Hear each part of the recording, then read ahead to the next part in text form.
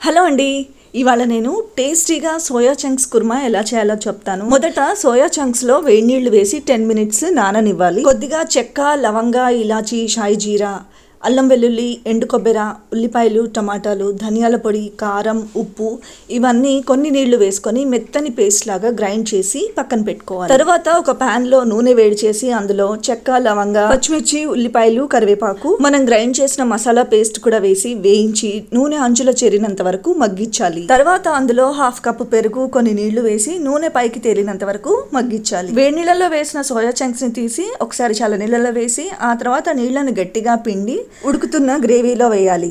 సన్నగా కట్ చేసిన కొత్తిమీర కూడా వేసి ఒకసారి బాగా కలిపి మూత పెట్టి లో ఫ్లేమ్లో 5 నిమిషాలు కూరని మగ్గిస్తే spicy and tasty soya chunks kurma ready. ఈ soya chunks kurma puri, chapati, bagara rice దేంట్లోకైనా సూపర్ టేస్టీగా ఉంటుంది.